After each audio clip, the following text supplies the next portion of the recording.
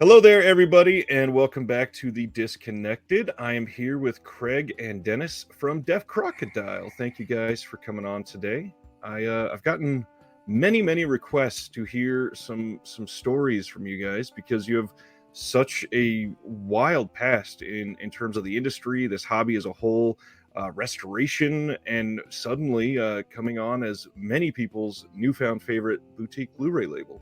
So thank you for fulfilling all of those requests today. Appreciate you. Oh, thank you for having us. For those that don't know, could you possibly share one at a time some of your varied magical backgrounds that both of you have had? Maybe Craig, go first.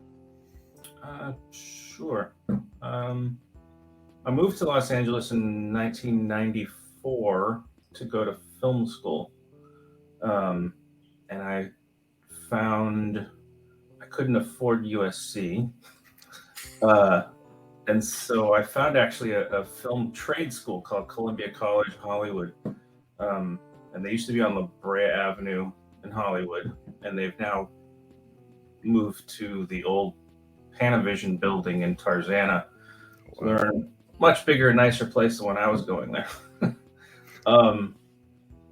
Then kind of got disillusioned, worked in travel. That industry imploded with everything going on to the internet. So reached out to a friend I'd met when I was in film school and got a job at IMAX back in 2000. So I've worked in film since 2000. I was at IMAX for a little over a decade. Wow. One of the things I liked most about working at IMAX was when I was doing digital. It wasn't really restoration so much. It was because it was like usually new films, but being IMAX, the screens are so large, things had to be very clean or it looked Right. very dirty. And then that combined with my love of history and just cinema in general, I thought, what I'd really like to do is restore movies. And I was also kind of inspired by Martin Scorsese's passion for film preservation. So when I left IMAX, I was like, well, I'm going to just try doing this on my own. And I started a one-man operation and reached out to some people I knew and started. My first work was restoring some old 60s surfing films for McGilvery Freeman, who he got his start making surfing films in the 60s and then he was doing aerial photography. He actually shot the aerial opening of The Shining. Oh, wow. And then when IMAX debuted in the 70s, he was one of the first people to make an IMAX film. And then that's his whole career that he's known for now is with IMAX films. But it started with his surfing films. So I was working on those. That led to I needed a place that could scan 16 millimeter reversal, and Cinelicious in Hollywood could do that, and they did that job for me, but then convinced me I should work for them being the head of their restoration. So that's where I met Dennis. The Cinelicious was kind of amazing. It was like everybody was doing what they really loved doing. And then just internally, that company kind of imploded, and a group of us just decided, well, this is silly. The company imploded not because of business, and we're all doing what we love. We should just keep doing it on our own. So then we formed Arbolos. And then Dennis and I just kind of we just had different ideas of what we wanted to do. So Dennis and I were like, well, we can do what we want to do, and we started Deaf Crocodile. And already making some waves, obviously, with that name. So thank you guys for that specifically. What about yourself there, Dennis? So I went to NYU film school back in the 80s, New York City, when it was still kind of Lou Reed's New York, and there were guys selling bootlegs, tapes of Springsteen concerts on St. Mark's Place, and then when I got out, I worked for a little while for Tribeca Productions, Robert De Niro's production company, when they first opened the Tribeca Film Center downtown. And through a connection with Scorsese's office, I got an interview out here in '92 with the American Cinematheque, and they hired me as their head of programming. And I was involved with them on and off for almost 30 years. First as head of programming, I left for a while and then came back on the executive management side. And then parallel to that, I had sold some scripts to the studios, to Fox and New Line, and I wound up writing and producing an anthology horror film called Trapped Ashes that Lionsgate put out in 2007 with episodes directed by Monty Hellman and Joe Dante and Ken Russell and Sean Cunningham. And then continued working freelance until I partnered with a guy named Paul Corver, who was the president of Cinelicious, was the parent company, and we started the distribution division, which is how I got to work with Craig. And we wound up licensing, and Craig wound up restoring Belladonna of Sadness and Funeral Parade of Roses and Leslie Stevens' Private Property and a bunch of great projects. So we've continued to work together since, and I'm also now the executive director for a long-running nonprofit in LA called the Philosophical Research Society. So we've got a bunch of different wild projects going. Interesting. We have a current project we're going to talk about a little bit for Solomon King, but first, just to share some of the philosophies, speaking of, for this channel, I really highlight archival on this channel quite a bit and making sure that we're saving things, and that's why we talk about physical media so much and having these restorations be something that we value as important in society. And then the other thing is I tend to really try to focus on transparency, because there's a lot of entitlement in this hobby nowadays, and there's a lot of people that don't understand the behind the scenes stuff. So as much as you can share as we talk through this would be absolutely wonderful. And speaking of those, we've got a couple questions that were given to me from my patrons of the channel. And the first one, talking about restoration, they want to know, can you speak to both of your collective pathways into like the restoration business and how maybe collecting any physical media sort of got there for you? You go first, Dennis. Well, the incident that comes to mind is many years ago. This would have been in the mid-1990s when I was programming at the Cinematheque. We organized a retrospective tribute to the Monty Python group. And we were really fortunate. We had Terry Jones and Terry Gilliam and Eric Idle join us, and Neil Innes and Carol Cleveland and Graham Chapman's longtime companion husband. And when we were prepping, we got a box from Terry Gilliam that had been in his basement for decades. And it was all these amazing reels, original 35 millimeter reels of pre-Python animations that he had done for various British TV programs. And there were little notes on it that said, treat this as if it's the only copy, because it is. And when the time came to do the actual screenings, Terry Gilliam actually came up to the booth and noticed that we were projecting off of digital instead of the film prints. And he said, why aren't you running the film prints that I sent you? And I said, if I were responsible for damaging in any way the only existing copy of this incredibly rare and beautiful animation that you did in the late 60s, like, I couldn't forgive myself. Exactly.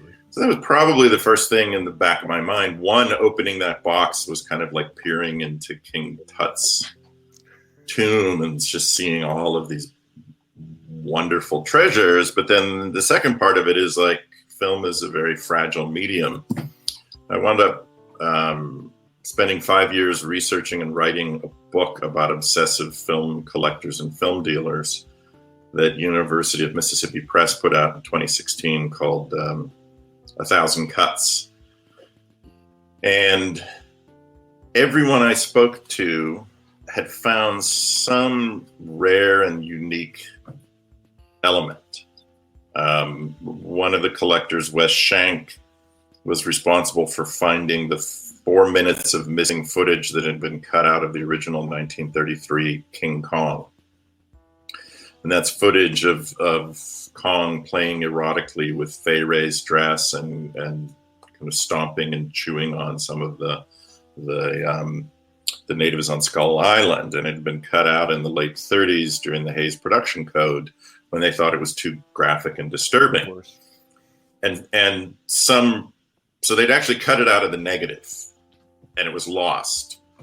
And what had happened was, clearly back in the 30s, when the order came down to remove the footage, some projectionist cut it out of a release print, spliced it together, and just kept it. And then many decades later, this reel found its way to Wes Shank. And I asked him what he did with it, because eventually he turned it over to RKO so that they could include it and would have the full-length version of the film again. And I said, did you charge them money? And he said, no, not really. He said, it didn't belong to me. It belonged to everyone who loved King Kong.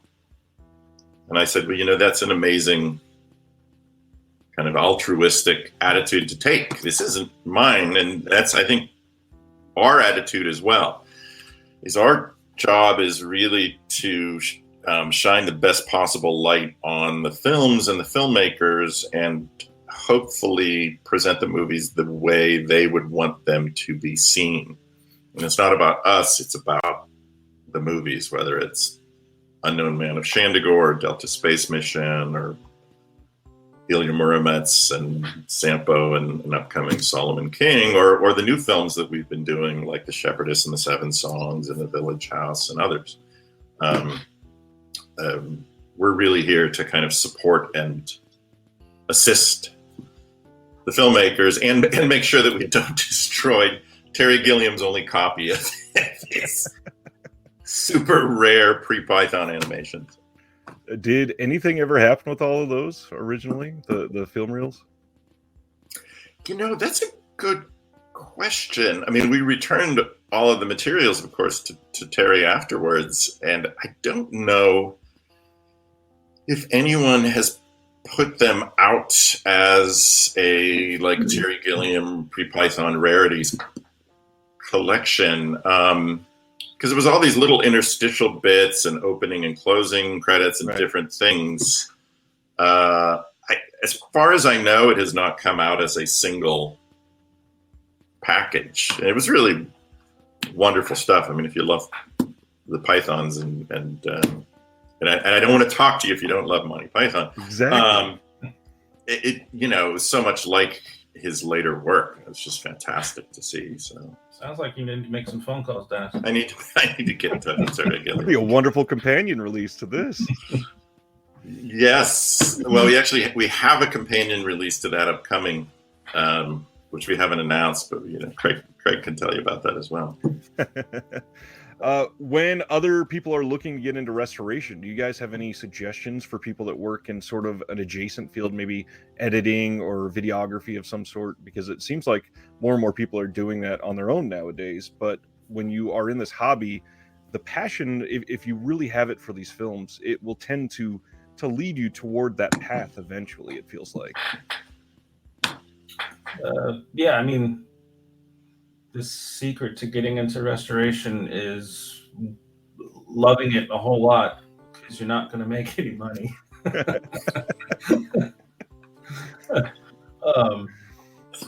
But yeah, it's like, and I don't know how to explain it. It's like, I mean, there are some very specific, technical software you kind of need. And then there's not a whole lot of, you get a little bit of training from the company, but you kind of just have to do it. There's no, most film schools don't have specific restoration course. Right, some, right. some places will have they have some stuff about archiving and preservation, which is a very related but not the same. Because preservation is usually, we're talking like photochemical and making sure that it's in a vault for posterity. That's not the same as digital restoration, which is for access. Like they're two. Both sides need each other, but they're not the same thing. Right. Because there's lots of archives that do amazing work and have saved a lot of films that still no one has seen because they're just sitting in their archives. They're safe, but what's the point if no one knows they exist? Exactly. And some of the stuff that you guys have put out seems to have been on that path for a long time. Like your first release was The Unknown Man of Shandagor, and this was gone for just decades, right? Yeah, that was the unknown movie of Shandagor.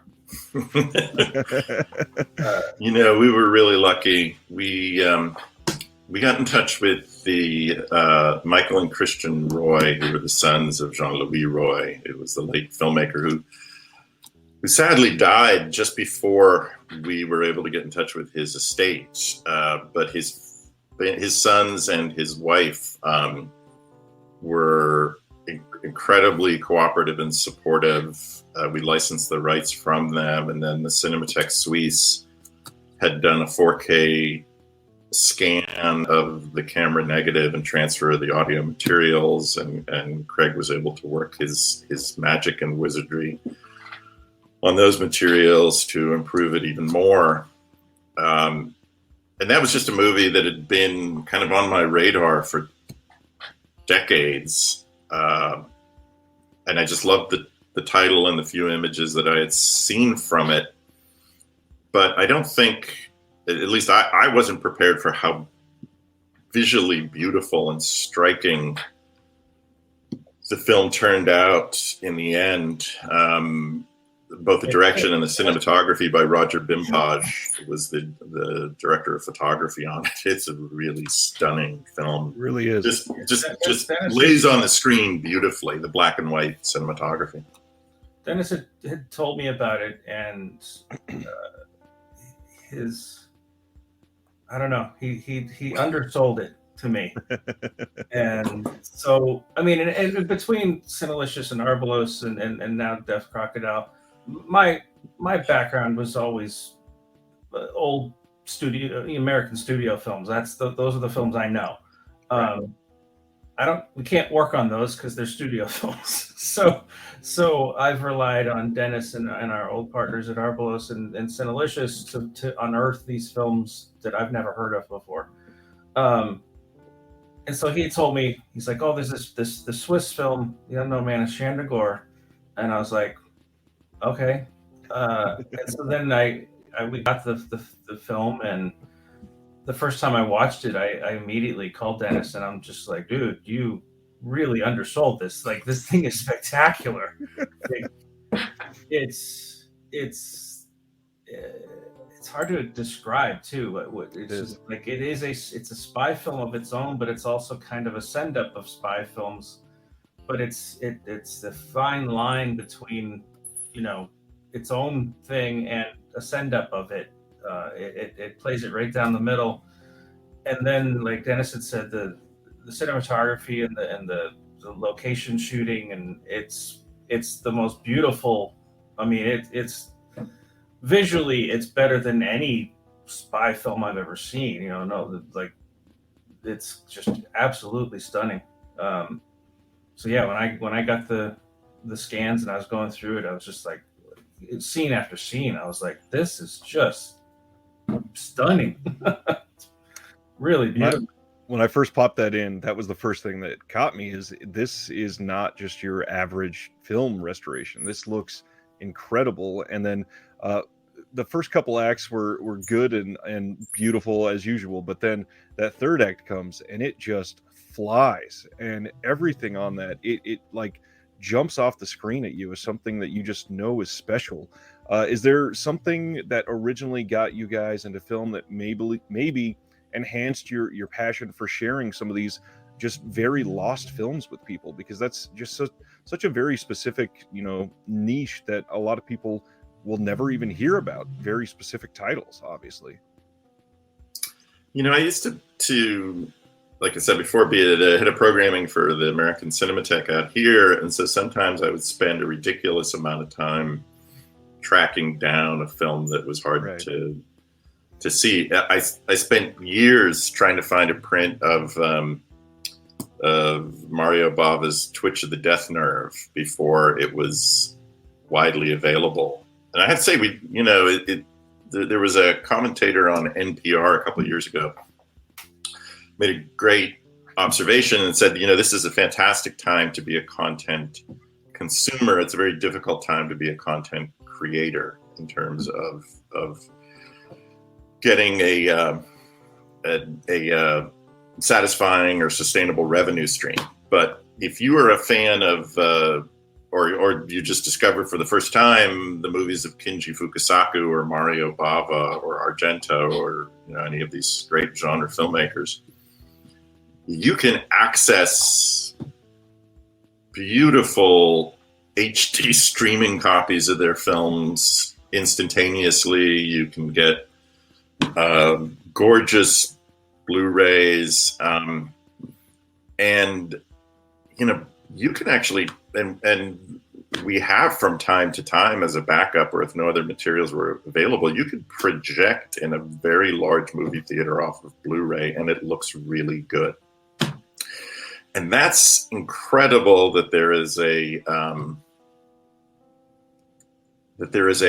consumer format that is that high resolution. That is a kind of an incredible paradigm shift. Well, yeah, that's not even talking about the 4K Blu-rays now. Yeah. I mean 4K is the cinema standard now, so we have that at home. Yeah, 4K. If you scan, or if you have a 4K player, you are essentially seeing the resolution of a 35 millimeter film frame. So that is equivalent to owning a 35 millimeter print. And so I talked with a lot of collectors that had, some of them who were really obsessive, collected 35 millimeter and even had built beautiful miniature movie palaces with projection booth in their own home with 35 millimeter changeover. But most of them collected 16 millimeter. But Blu-ray, and especially 4K ultra high def, is way beyond that in terms of the resolution you're seeing, and that is kind of mind blowing. So when I came out here in the 90s and I started getting interested in the work of Mario Bava and Lucio Fulci and Jess Franco, there was almost nothing available on any home video consumer format. And so I would spend 5-7 years trying to find a print of Twitch of the Death Nerve, which we eventually found, I think, with the Cinematheque Royale in Belgium, and brought in for a one-time show. So I would spend all of this time, fly a print in, and we would show it one time. I remember we did a tribute to Hammer Films in the UK, and we brought in an original 35 millimeter IB Technicolor print of John Gilling's The Reptile with Jacqueline Pierce. Wow. One of two kind of great companion films he made, along with Plague of the Zombies, are two of my favorite Hammer films. This print was immaculate. It must have been the show print they probably used for the premiere, and I'm guessing it was struck off the camera negative, because it looked like it had never run through a projector, or maybe once. And it came from the vaults, I think, at Pinewood. We showed it once, and I knew immediately, I was like, this is one of the most beautiful Technicolor prints I've ever seen. Wow. And then afterwards, we boxed it up and we shipped it back to England.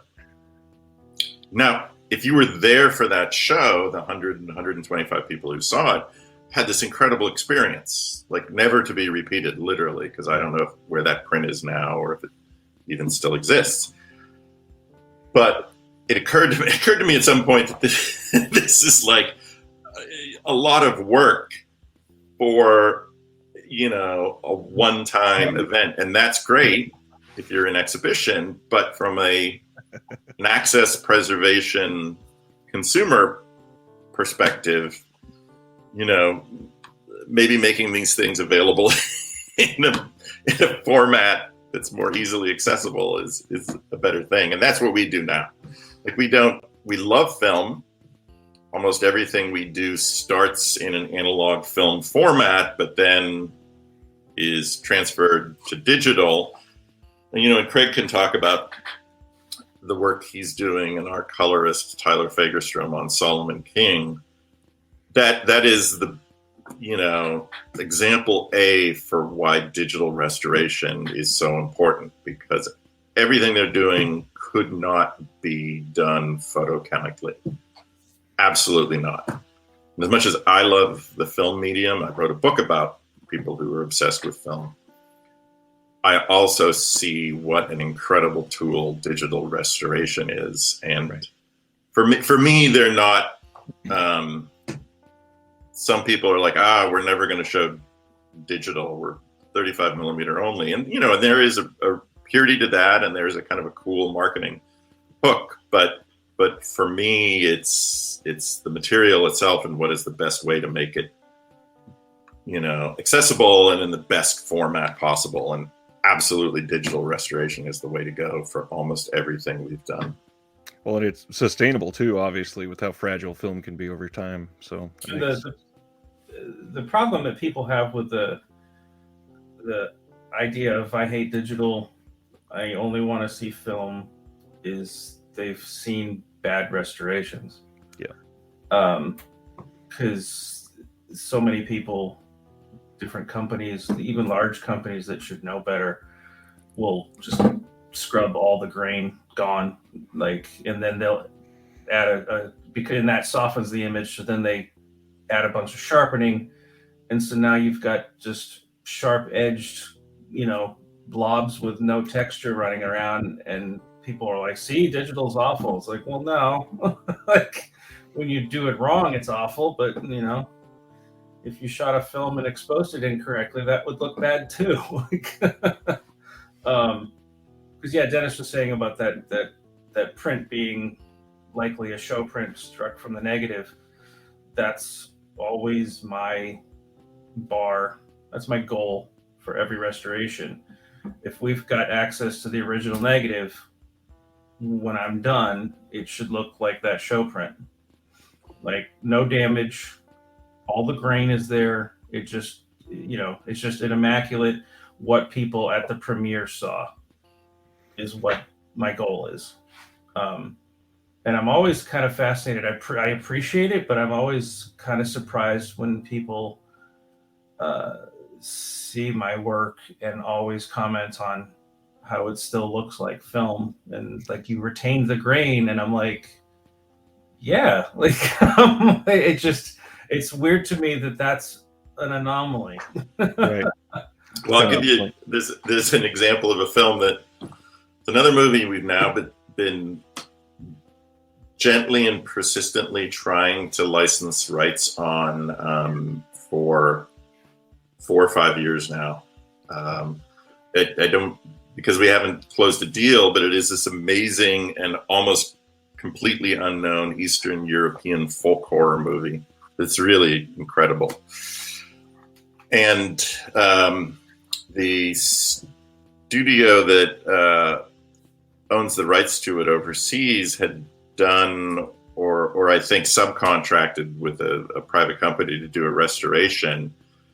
And unfortunately, what they did, which is what happens in a lot of cases, is they use scratch removal and grain reduction software, and they've taken out a lot of detail that the filmmaker intended to be in there. A lot of detail.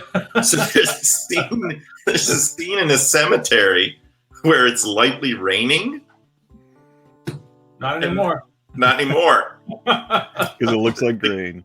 The grain reduction software removed all the rain. Yeah, and we know because we have an earlier version of the film, and we're like, guys, there's supposed to be light rain falling here, and now it's gone. Yeah, and, even the fog, like it's like they just wiped away everything.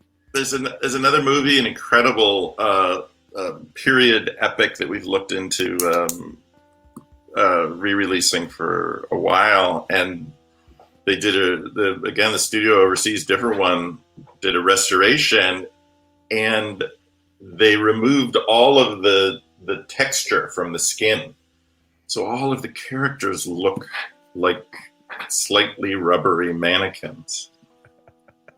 Wow. And it's like, yes, the image is incredibly clean, but it's so clean that they look like artificial humans now. And like you've gone too far in the opposite direction. We actually see that happen quite a bit, where there's studio level restoration, which is what we aim for, which is what Columbia or Warner Brothers or Disney or any of the major studios would consider to be like studio grade. And that's our goal internally. And sometimes we have to delay, like there's a film we were hoping to release later this year, and we did a new 4K scan from the original camera negative, and it's a companion film by the same filmmakers who did Delta Space Mission and similar animated sci-fi style. Wow. Even more obscure, if that's possible, than Delta Space Mission. And it's just going to require more time for Craig to remove dirt and scratches and make it look the way it should. So sometimes we have to actually delay or push back our planned release dates because Craig, thank God, is a perfectionist, and he's like, this is going to be our shot. And who knows if anyone after us will take the time and expend the crazy resources to release this film. So it's our kind of responsibility to make it look as beautiful as possible. And thank God he does. I mean, honestly, that's our huge advantage. Is that at this point we've set a bar that people are expecting, and so if we put out something now that's dirty and still flickers, and it'd be like, what happened? And I'm like, and I don't want to put my name on that. But yeah, like the companies or that do the, they just set all the dials to 11 and they're like, look, it's clean. I mean, part of me gets it because it's, everyone wants it done. They want a feature restored and they want it in a week or two, right, and they've got $5,000. And that is literally the only way that that's going to happen. But I would rather you put it out with a bunch of dirt still in it. Like it just, I don't understand who would prefer it looking completely robbed of all texture. But it seems to happen a lot. I saw someone on a Facebook group posting some work they did before and after, and I almost typed a comment, and I'm like, no, if you haven't got anything nice to say, don't say anything at all, because the after was worse. And just for just a rough estimate, just for your viewers, a good 4K restoration will cost at minimum about $50,000 to $75,000 on the low end, between scanning, color grade, if you need audio restoration, and then the digital restoration. So that's what you're looking at. And if someone says, "Oh, we did a fantastic 4K restoration, it only cost us $15,000," then either nobody was getting paid or it's not a really good 4K restoration, because it's just, there's hard costs that you can't get around. and then the sky's the limit, depending on the quality of the materials and the 4K restoration that we were involved with on Belladonna Sadness at Cinemalicious Picks cost close to $200,000 when all was said and done, because 7 minutes of footage had been cut out of the film in the late 70s for an unsuccessful reissue, and they lost that footage. So we had to try and track down a complete original release print of the film, which we found also ironically with the Cinematheque Royale in Belgium, the 2 times in my life that I've dealt with them.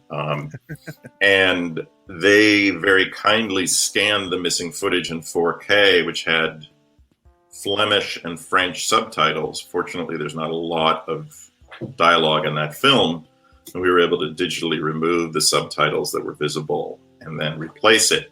It's not the same resolution as the 4K scan from the camera negative for the rest of the movie. But if you don't know, like if you're a specialist in restoration like Craig, you can tell that it's from a different source. But if not, you won't even notice. And that's also a testament to Craig and colorists. I mean, color grade is one of, Craig, maybe you could talk to that. Color grade is one of the unsung aspects of digital restoration. Everyone thinks it's just dust busting, removing scratches, repairing damage, lost frames, torn sprockets, things like that. And that's incredibly important. But color grade is also essential. And honestly, it's one of the things that people screw up the most often. I'll look at new restorations and I'll go, ooh, especially Technicolor films from the 40s and 50s. I'll go, this just doesn't look like an original Technicolor print. And in some cases, it's because I've actually shown original 35 millimeter tech or even nitrate tech prints of those titles, and so I know that's what it looks like in an original print. The War of the Worlds restoration actually is a very good example of where I think they did a great job of matching the color grade of original IB Technicolor. Yeah, I mean, you need someone involved in the restoration that has seen it, that knows, this is what it looks like. Because if they've never seen it, they don't know. Like it's important that there's still like knowledge needs to get passed on, right, to from generation to generation, and people that actually saw film on a screen, especially the older stuff. It's not a lot of people that have that knowledge, and it's kind of a knowledge that's difficult to pass on. Like what something looked like how do you pass that on to a next generation? So yeah, it's definitely important that different films from different periods have different looks. Speaking of color, when we did the restoration for Assault on Precinct 13, there was one is that we were instructed, and we didn't need to be, but we were instructed, don't make it look like a modern film, which we would never have done anyway. But as far as color restoration goes, there's the head of reel, I think it was reel 4. I don't know. One of the head of one of the reels. When that film first came out, they were making prints from the original negative, which you don't generally do for a wide release. And the reason why is that the lab tore the head of reel 4 and split it right down the middle, the original negative. And they didn't have an IP or an IN. They didn't have a backup. So every release of that film since, the head of reel 4 looks kind of like a muddy kind of mess because all they could do is shoot an optical negative from a release print and then print from that negative a negative that was made from a print. And yeah, so the grain is huge and soft. Yeah, it just doesn't look that great. So when we were doing the restoration, they discovered that Joe had the producer had an original release print that was printed from the original negative before the damage. Oh wow!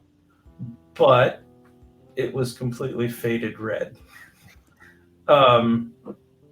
So working with our colorist, he was working on it, and then we had the dupe negative that had been cut in years ago, but was really soft.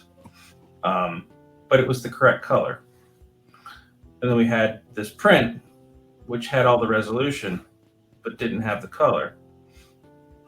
So I asked Tyler, I was like, hey, can we digitally kind of use both elements? Like use the resolution from one, but then like steal the color from the other. And I was on the phone with him asking him about this, and he's like, I'm actually trying that right now. So both had the same idea. And it did work out. It was interesting because it had to go through like 3 phases to get to a point where it looked right.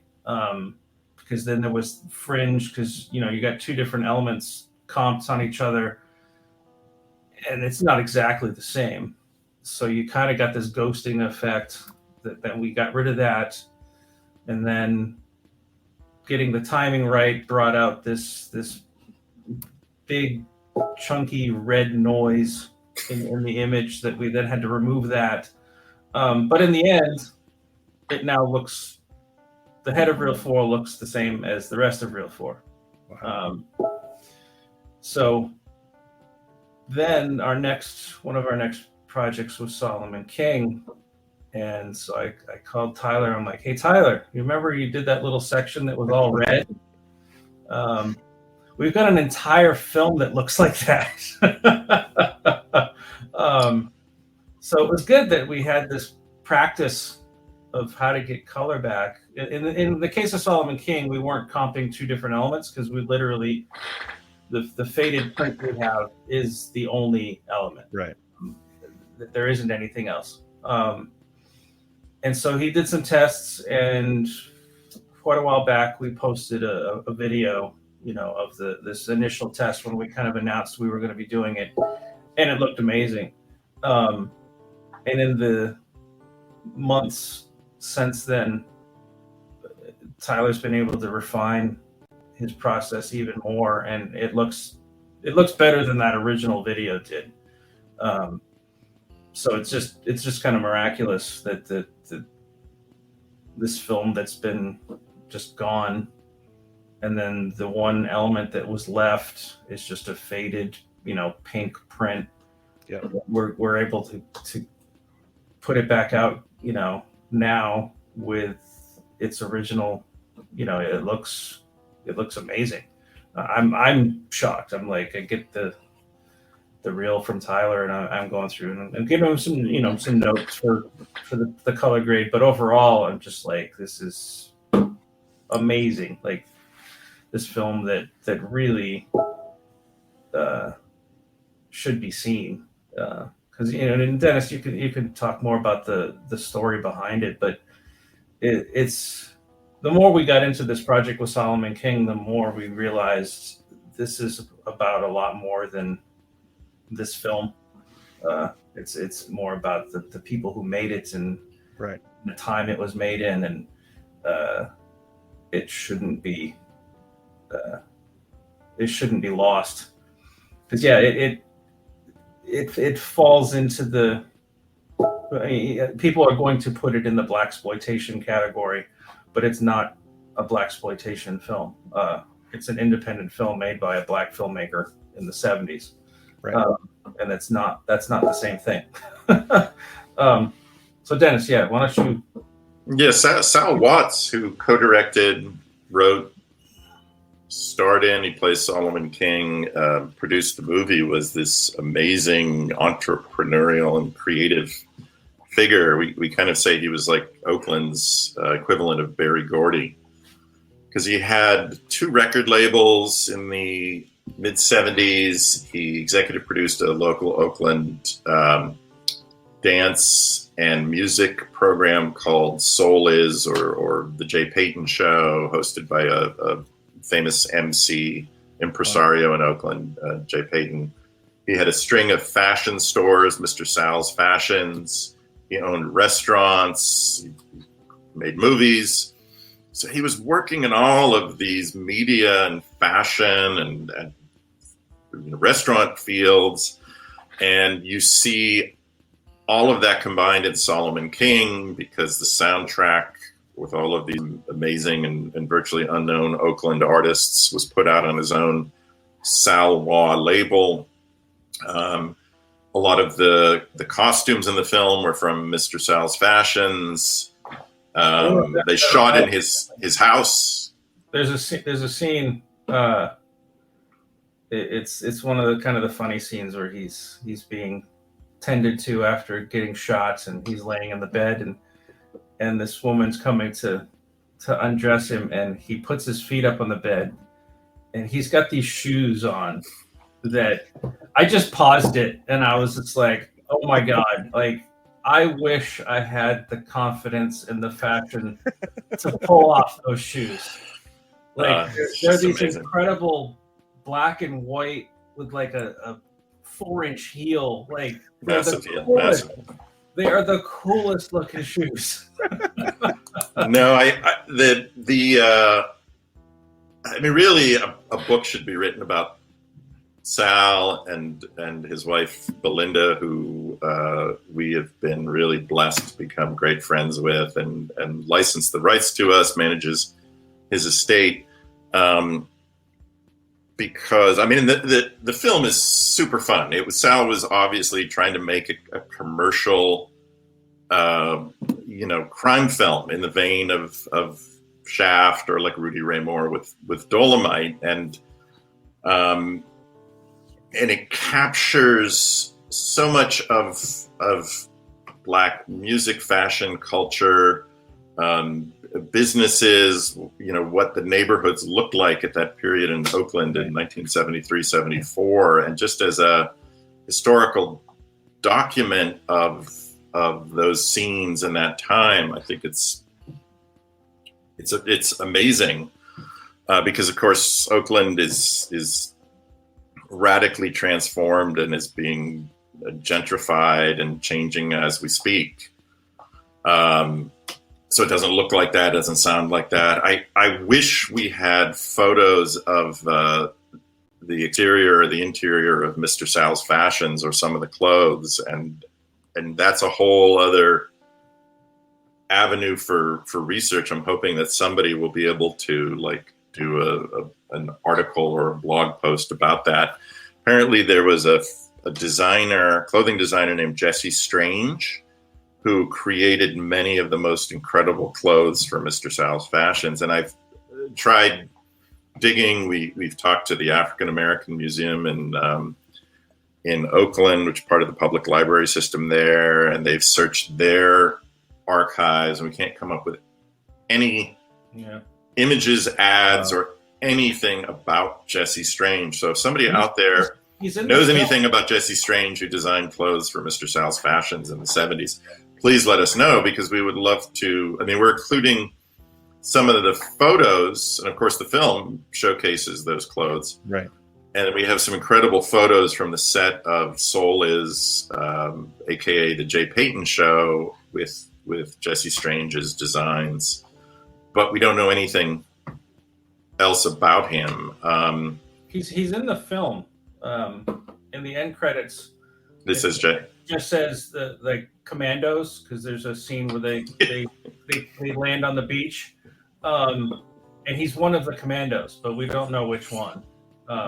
So it was clearly one of those movies where And I know because I've directed, independent genre films, and so at a certain point when you don't have any money left in your budget, it's crew members, friends, family, or even the filmmaker. You're like, okay, we need somebody, put these clothes on and get in front of the camera.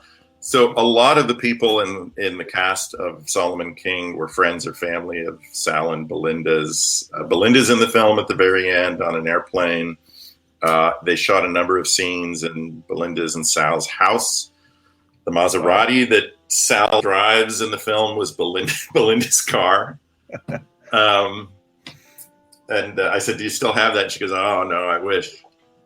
But she's fantastic. I think she still has the painting though, right?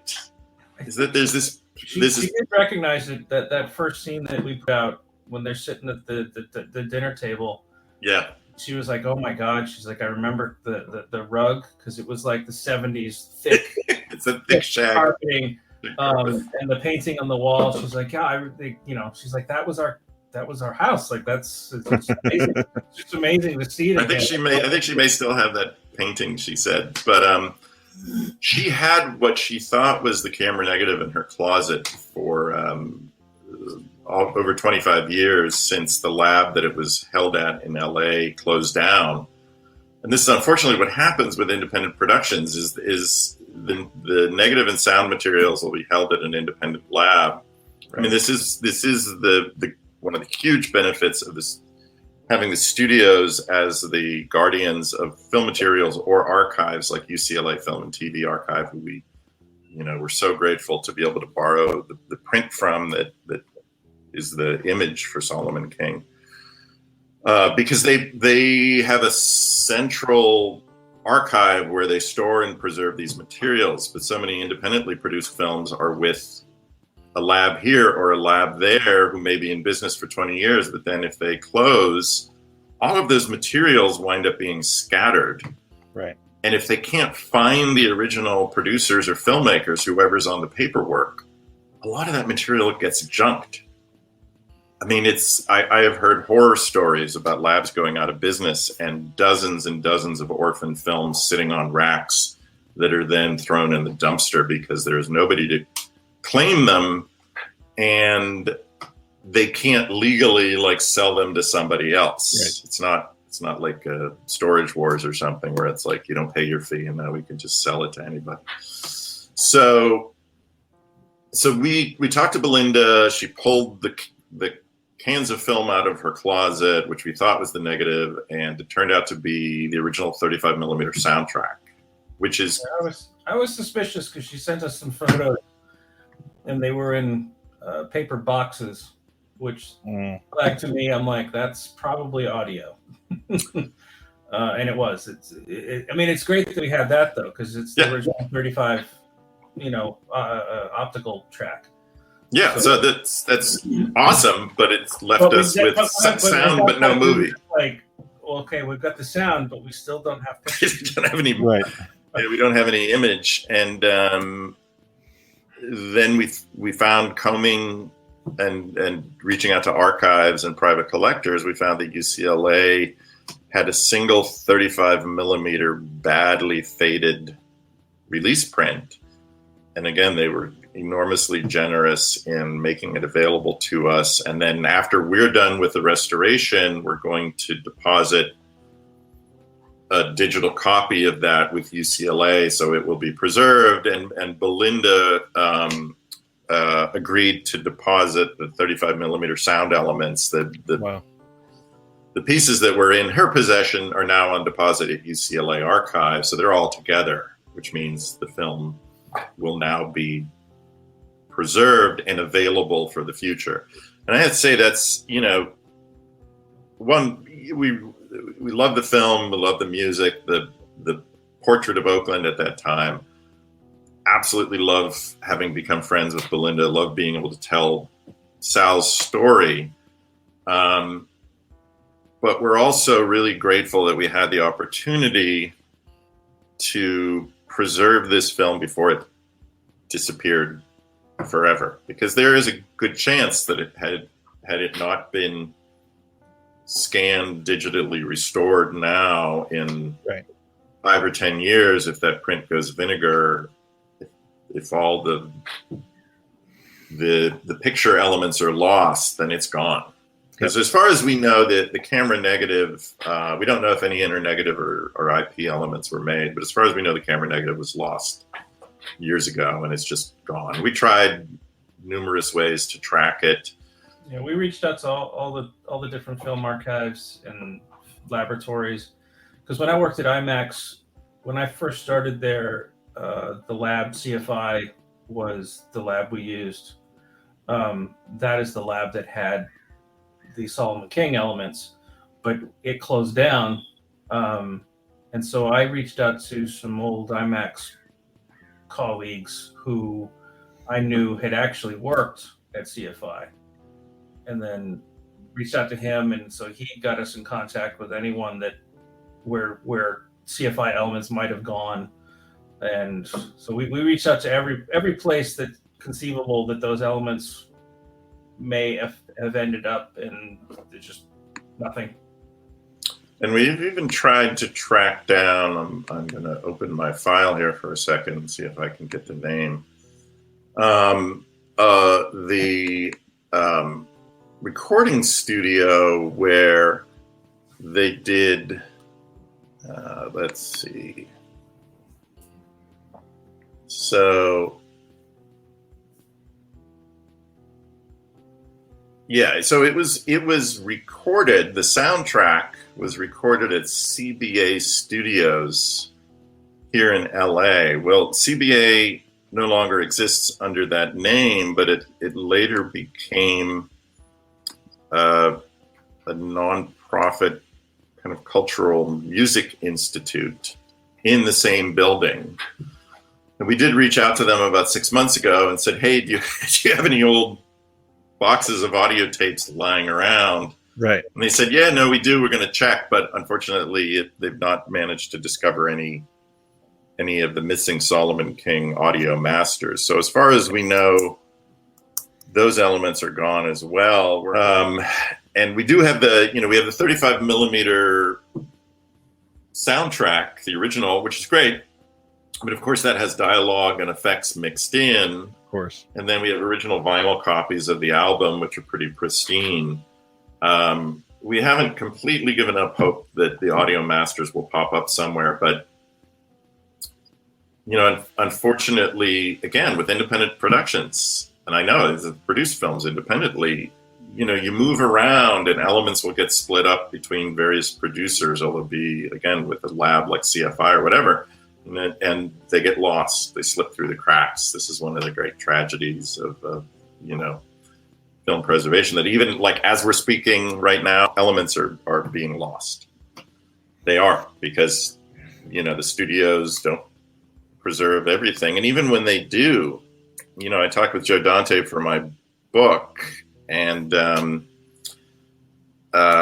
film collectors, and he and others, I think Robert Rodriguez, they had directed. They did a series. Was it Showtime? It was kind of updated remakes of Roger Corman movies from the 50s. Yep. And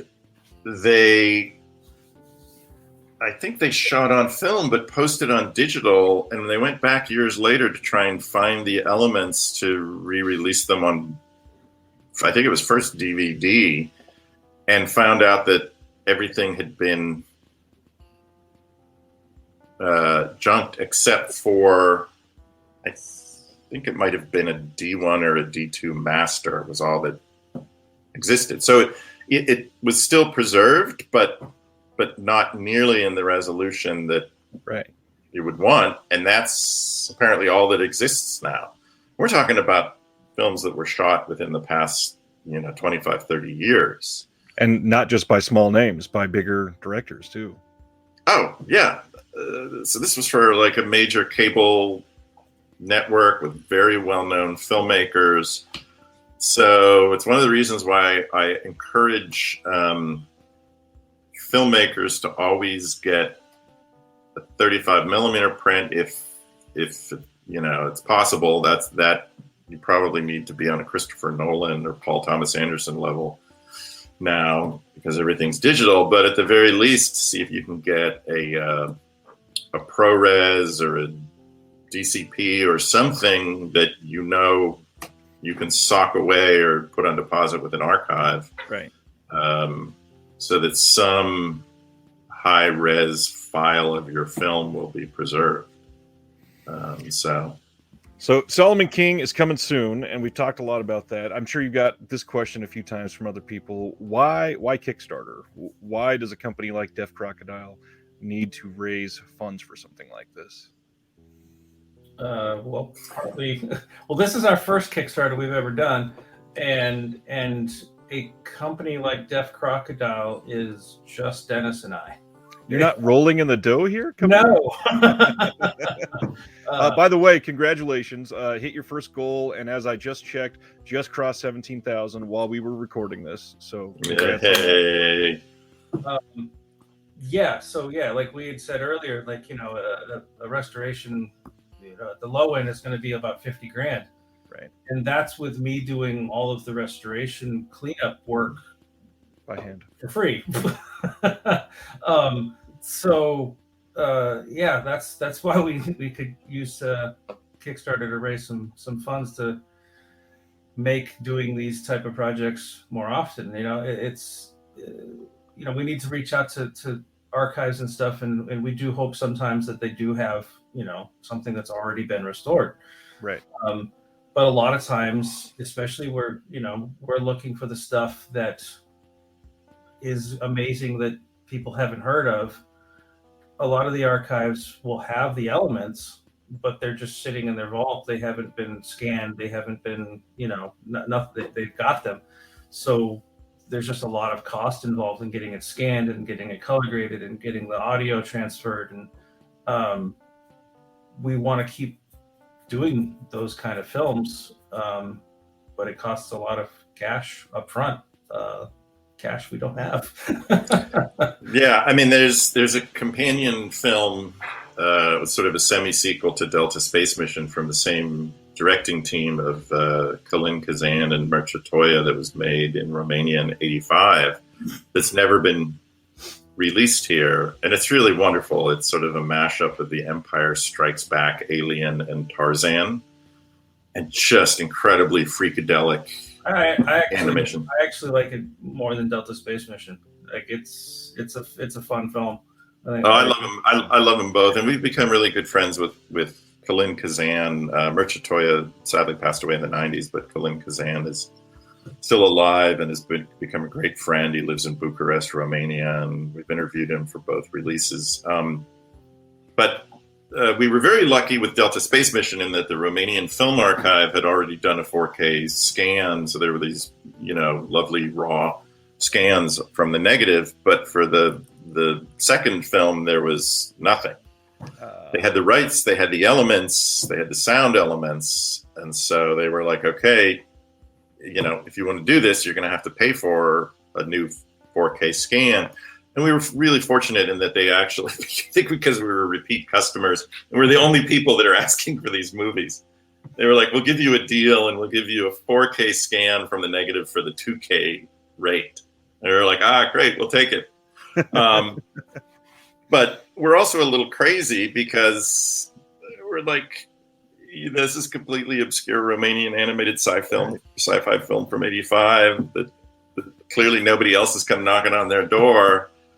We're like, all right, if it's not us, who's it going to be? So we paid for the 4K scan, and that's going to come out in 2023, and it's going to look gorgeous. And I think certainly people who love Delta Space Mission or who love '80s sci-fi animation will be over the moon for it because it is supremely strange and surreal and psychedelic and amazing. Synthesizer score, kind of space proggy synthy score like Delta Space Mission. It's got all the things that you love.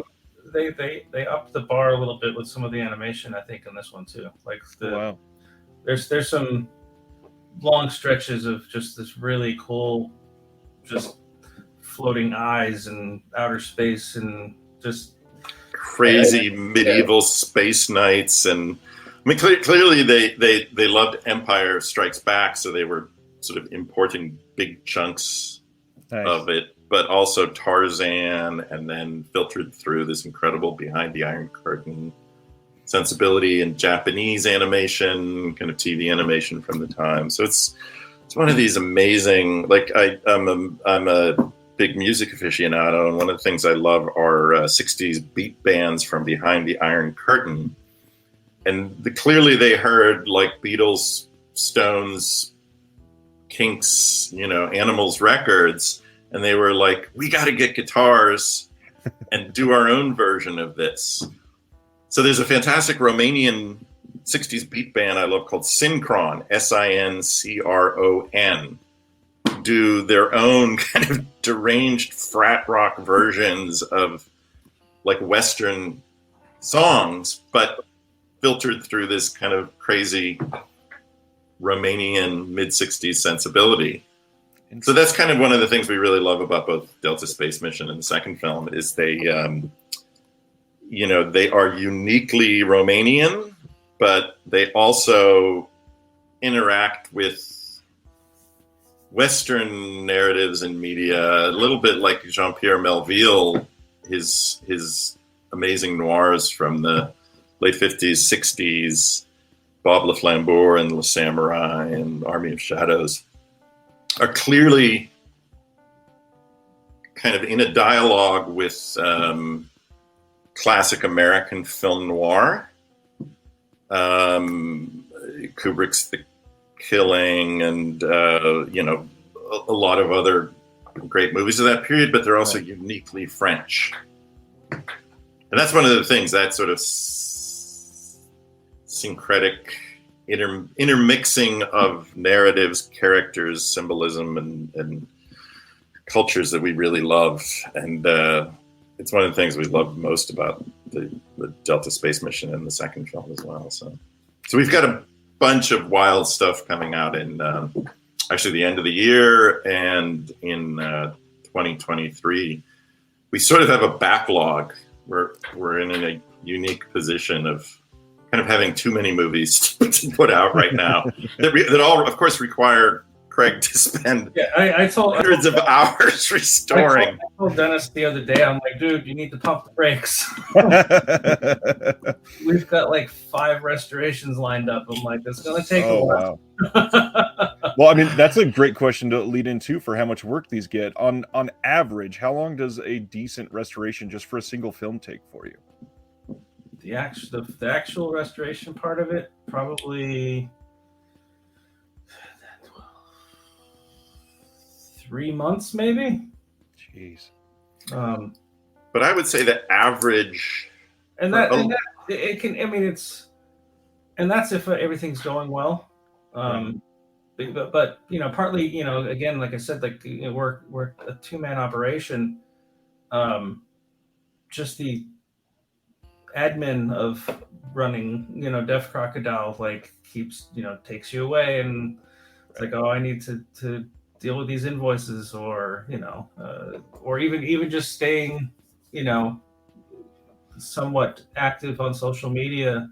It's like I enjoy doing it. I love interacting with people and talking to people, but it's like I need to be working on restoration. Exactly.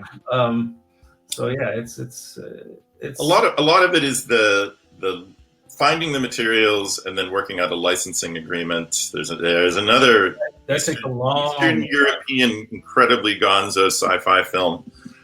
It's kind of a cross between a 70s Italian kind of giallo-esque thriller and a completely crazy kind of alien sci-fi movie. And now it's years. We're talking 5-6 years that we've been going back and forth trying to secure the rights. And we're hoping at the end of this year, we'll finally make a deal. So a lot of it is waiting very patiently. And then there'll be long stretches where you don't hear anything and it looks like it's disappeared. And then like a year and a half later, you'll send them an email hoping, and they'll go, oh yeah, let's talk about that again. So it does take a tremendous amount of patience and persistence. I will say the quickest deal we ever made was for Sampo, which is a film I've loved for many years, and I organized a retrospective on Petrushko's work with Oliver Lonsky at Seagull Films in the early 2000s at the Cinematheque and toured the country. So in some ways, I'd spent 20, 25 years thinking about it. But when we actually, from the time we got in touch with KAVI, the Finnish National Audiovisual Institute, to when we made the deal was, I think, like it was like 4 or 5 weeks. And I was like, we got to license every film we license should be with KAVI, because they were just like, okay, we have it. This is what we've got. Bam, bam, bam, bam, bam. Deal signed. We're sending you the materials. And we were like, That's great. I mean, Craig and I were kind of shocked. We were like, has this actually come together this quickly? Yeah, we can usually be 4 or 5 weeks in between an email getting replied to. Yeah, we just, I don't know if you saw, Dennis, we just got an email message for the other unannounced film that they've discovered more elements from that film. So I actually did not see that email yet, but they found some scenes that we didn't know existed. Wow. I have to apologize. I'm actually going to have to jump off because I have to get ready and run to my other job at PRS. So you guys are more than welcome to keep gabbing. I have enjoyed this so much. Thank you for having us on. We love talking about these movies. Thank you. By all means, I would love to have you back on someday once we get a couple more releases we can discuss. I just want to tell everybody all the links are in the description below for the Kickstarter, for the website, for everything. And just genuinely thank you guys so much for everything that you've done so far for saving these films. Yeah, we love doing it. So thanks for having us on and helping spread the good word. And keep adding to that shelf of physical media. Yeah, there's a gap there. I do. There's space right there. There's a suspicious. I could see behind the right part of your head. You could. That's because I have these down. These are going right there. Okay, but then if you turn them sideways, and you can shove some more in on top of the ones that are standing up. Yeah, no, all the ways that you try and fit more media into a tiny space. Many, many times. Craig, Dennis, thank you so much. Wonderful talking to you. We'll see you next time. Thank you. You got a couple more minutes? Is that all right with you? Yeah, if you got more questions. A couple. First of all, how did these come to you, and how did the restoration go? Because these have made a lot of waves this year. Those are, again, like Dennis had mentioned, he had programmed a bunch of Petrushko films for the American Cinematheque back in the day, and so he'd always loved them, and it was on his radar of like, we should put these out on Blu-ray. Ilya Muramet's we licensed through Mosfilm, and they had done a restoration already and gave us those files. I didn't have to do a lot to that. That was a pretty good restoration, and I just tweaked the color a bit because they had kind of given it that cyan kind of tint to it, and that just I can't. The Sampo film is from the Finnish Film Archive because it originally was a Finnish-Russian co-production with Mosfilm.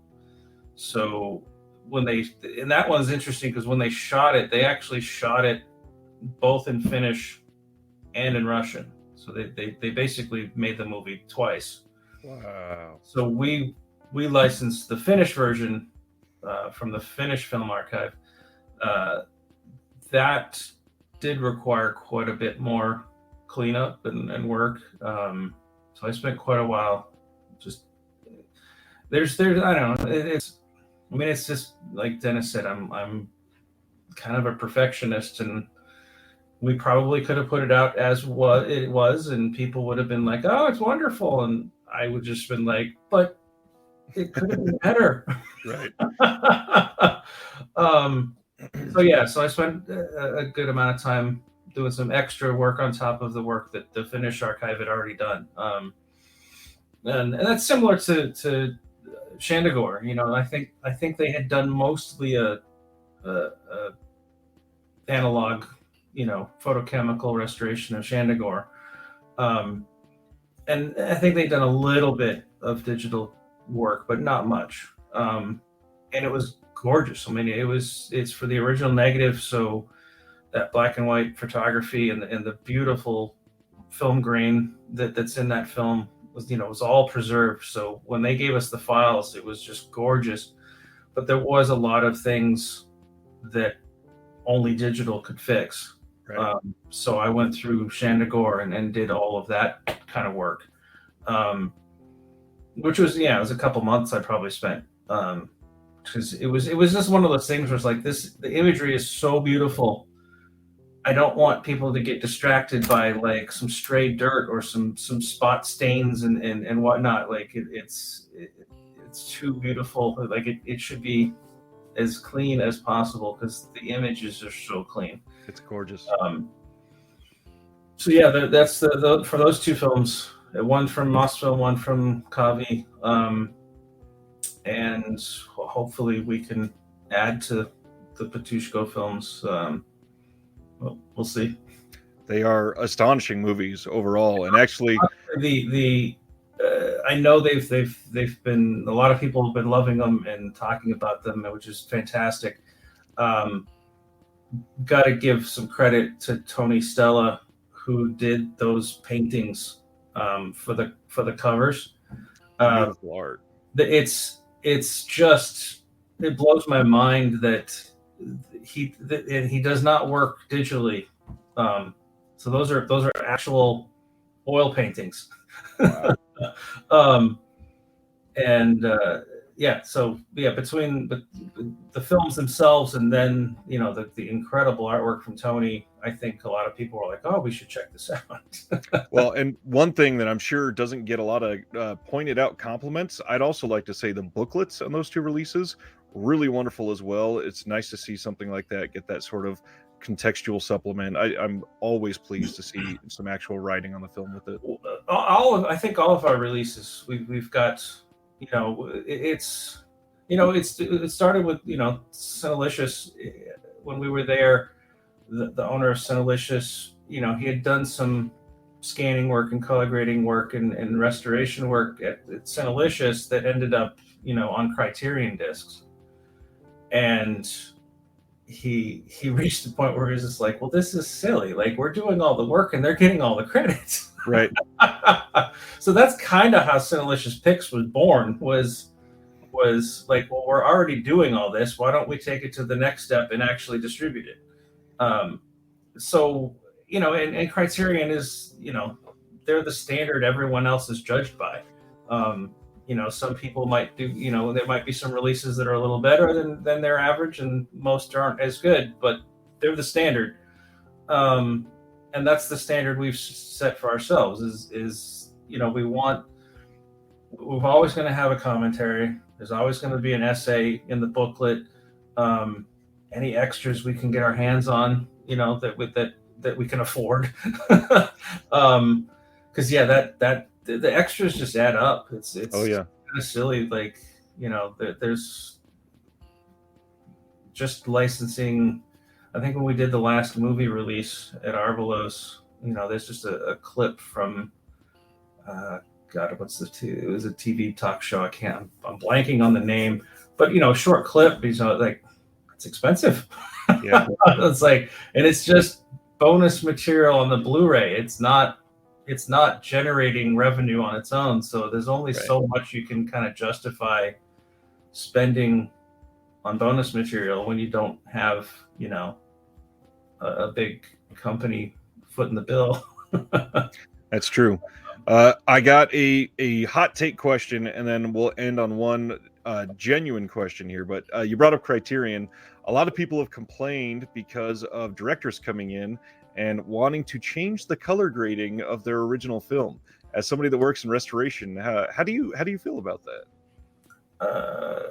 I mean, it's a difficult position to put the distributor in, because Right. they, I'm sure they know. As soon as the director's like, "Oh, I want to tweak this," they're probably like, "Shit," because they know the internet is going to lose its mind. But it's the director's film, and if they want to put it out, they kind of have to do what the director wants. Yep. I mean, you can try and persuade them, but if they're dead set on it changing, there's not a lot you can do unless you just want to be like, all right, we're not going to release it. Right. It's not usually going to be the end result. So, and by then you've probably sunk a lot of money into it already, so you pretty much so it's, I mean, if it's a dramatic change, the thing is like there's some minor changes that people lose their minds over, and I'm like, it's not that different. Like, right. It's not like you watch this film and all of a sudden, like, the ending is different. It's like, no, they changed the color a little bit. It's okay. Like, calm down. The last thing is more of a philosophical question for Def Crocodile, because despite differences in genres, types of films, formats, even because we have animation, we didn't even talk about the fact that we genuinely have a box set here for a director. Despite all of those, something about the releases feels cohesive in a way because of the passion behind these, because of the lost film aspect. Was that really what was going to be focused on with Def Crocodile when that came out, or is that sort of like a mission to make them all feel cohesive in a way? I think the only reason they might feel cohesive is that they're all being kind of curated by, one person's tastes. Right.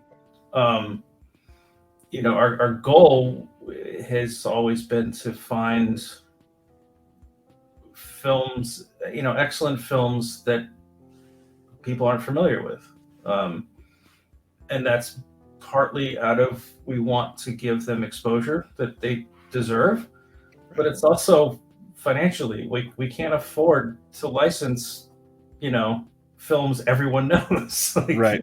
It's like, that's too expensive. That's not, we can't do that. So we have to find the gems, the films that are just as good, but you haven't heard of it. Sorry. And it was a spam call even, so. Of course. Thank you so much for your time. I genuinely appreciate all of your work, not only just for the time spent here, but the restoration work. It appears to be tireless, because some of these look better than you could possibly imagine. So, well, thank you. I do. Like I said, it's always, I want it to look like the show print. So, we're not obviously not going to be able to unfortunately, no one's going to be able to see that again with Solomon King, because we're working from a faded print, but it's going to look as good as it could possibly look. And I think people are going to really, I hope they really appreciate the context of the film as much as the film itself, because the film itself is really fun. It's not, Dennis had mentioned, like, in the vein of Dolomite, and it's not, the film isn't in the vein of Dolomite. The desire to make your own film your own way for your own community is the same. The Dolomite was comedic. I mean, it was, they were comedies. Solomon King is an action film. The opening scene is kind of hilariously bad. But it's a first time filmmaker. It's literally someone is like, grabbed a camera and is like, let's do this. But honestly, I think the film keeps getting better as you get through it. It almost feels like they shot it in chronological order and got better as it went. Because I was really surprised, like some of the just the camera work and the scenes, and there's some there's some stunt action with explosions, and it's an impressive film. Like Sal was an amazing person Like it seems like his whole life he decided what he wanted and made it so. Like it's how he managed to do so much in his life is just absolutely incredible. And we've definitely wanted his story to be the story, and the film is just part of it. I can't wait to get it in and give it a watch. One of the things that really sells these restorations, you posted a before and after video on Twitter of the restoration and what it looked like before, and the cleaned up. I mean, that alone has to be something that makes people want these films to see the change, because it's evident how much work gets put in. Again, just astonishing. And I selected the clip I tweeted last night specifically because it's also just it's a cool shot of that what you don't realize is an extreme telephoto shot, and then pulls back to reveal, and it's just like I was just like, that's cool filmmaking. Like Exactly. that's not amateur filmmaking. That was very cool. Right. So yeah, I'm very excited about Solomon King. It's definitely. I mean, there's been a bunch of films that I've been excited about and felt were important, but this is another level. Nice. Well, I hope the Kickstarter is insanely successful. Still got some time left. I will be directing people there every single time I go live and talk to fans, because it is important to keep these companies going, to keep archiving art for the rest of our time. So again, thank you for your time here today. I know that you've got a lot of restoration work to do, so I'll let you get back to your job. Solomon King is calling me. Have a good day, Craig. Thank you for your time. Hopefully we'll talk again soon. All right. Thanks. See you, sir.